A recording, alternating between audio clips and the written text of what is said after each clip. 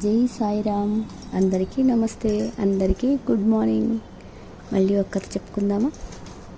ప్రస్తుతం జరుగుతున్న కుటుంబ వ్యవహారాలలో, కుటుంబంలో ప్రస్తుతం పిల్లలు తల్లిదండ్రులు ఏవి కావాలంటే అవి కావాలి, ఏ వస్తువునైనా అడగడం తేలికైపోయింది.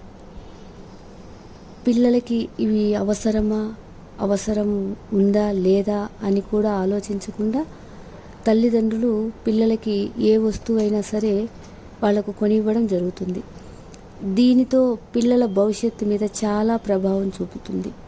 అది గమనించి పిల్లలు ఏదైనా తెలిసి తెలియక అజ్ఞానంతో మనల్ని ఒక వస్తువు అంటే ఖరీదైనది కానీ తనకు పనికిరాని వస్తువు కానీ అడిగితే తండ్రి జ్ఞానంతో ఉంటే ఆ బిడ్డలకి ఎంత అడిగినా కూడా ఆ వస్తువు కొనియడు. ఎందుకు అంటే ఆ వస్తువు వల్ల బిడ్డల భవిష్యత్తు పాడైపోతుందని తండ్రి జ్ఞానంతో ఉండి ఆలోచిస్తే చేస్తాడు. లేదు సమాజంలో గొప్ప కావాలి అని అనుకుంటే నేనే నా బిడ్డకు కొనిస్తున్నాననే గొప్పలకు పోయి పిల్లలకు కొనిస్తే వాళ్ళ జీవితాల మీద అది చాలా ప్రభావం చూపిస్తుంది. ఉదాహరణకి సెల్ ఫోన్ ఈ రోజులలో పిల్లల భవిష్యత్తు మీద చాలా ప్రభావం చూపిస్తుంది. ఈ మధ్య నేను ఒక ట్రైన్ ప్రయాణం చేశాను. ఒక చిన్న బాబు అంటే 9 నెలలు కూడా ఉండవు. ఆ బాబు ఏం తినాలి అన్నా కూడా వాళ్ళమ్మ సెల్ ఫోన్ ఇవ్వాలి. సెల్ ఫోన్ ఇస్తే కానీ తినడు. లేదు అంటే దాని మీద సీట్ మీద పడుకొని గిలగిలా కొట్టుకొని పెద్దగా ఏడుస్తున్నాడు. ఏంది ఇది అంటే వాడు పాలు తాగుతాడు వాళ్ళ మమ్మీ దగ్గర. వాడు పాలు తాగాలి అన్నా కూడా వాళ్ళమ్మ సెల్ ఫోన్ చేతిలో పెడితే ఒక పక్క సెల్ నొక్కుంటూ పాలు తాగుతున్నాడు. ఎంత విచిత్రము! దానిని దృష్టిలో పెట్టుకొని నేను ఈరోజు కథ చెప్పడం జరుగుతుంది. పిల్లలకి పెద్దలు ఎంతవరకు ఏ వస్తువు ఇవ్వాలి, చిన్నపిల్లలు ఉన్నారు, సైకిల్ అడుగుతారు, కొనివ్వడం ఈజీ, డబ్బు పెట్టడం ఈజీ.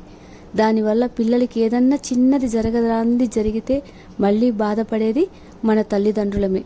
వాళ్ళకి నచ్చచెప్పే జ్ఞానాన్ని మనం సంపాదించుకోవాలి.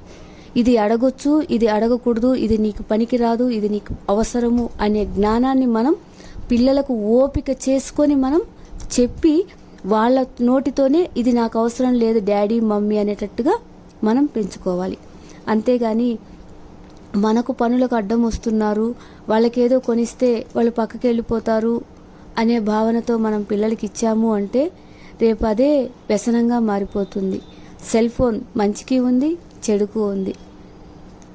తల్లి పిల్లల మీద ప్రేమ, ఇది తింటే జలుబు చేస్తుంది అని తెలిసినా తన పిల్లాడు అడిగాడు అని చెప్పేసి ఐస్ క్రీమ్ కొనిస్తుంది. అదే తండ్రి బాధ్యత. నా పిల్లవాడికి బాగుండాలి, ఐస్ క్రీమ్ కొనియకూడదు అని కఠినంగానైనా వ్యవహరించి పిల్లల విషయంలో కొంచెం జాగ్రత్త పాటించి ప్రస్తుతం ప్రతి ఒక్కరు పిల్లల చేతులలో సెల్ ఫోన్లు నడుస్తున్నాయి. సెల్ ఫోన్లో చూసేవి ఉన్నాయి, చూడకూడనివి ఉన్నాయి, తెలుసుకునేవి తెలుసుకోలేనివి చాలా ఉన్నాయి. దాన్ని గమనించి తల్లి తండ్రులు పిల్లల్ని చాలా జాగ్రత్తగా వాళ్ళకు అవసరమైనంత వరకే డబ్బునివ్వండి, అవసరమైనంత వరకే వస్తువులు కొనియండి. చిన్నప్పటి నుంచే మనం వాళ్ళని నేల మీద నడిచేలాగా అలవాటు చేసి తర్వాత చిన్నగా ఒక్కొక్క మెట్టు ఎక్కించుకుంటూ ఒక మెట్టు ఎక్కాలి అంటే ఎంత కష్టమో ఆ కష్టం వాళ్ళకు పడకుండా కేవలం మాటల ద్వారానే తెలియచేస్తూ మన పిల్లల్ని చదువులో ముందుకి ఉన్నత స్థాయిలో చూసుకోవాలని కోరుకుంటూ ఈ చిన్న మెసేజ్. తప్పు అయితే సారీ.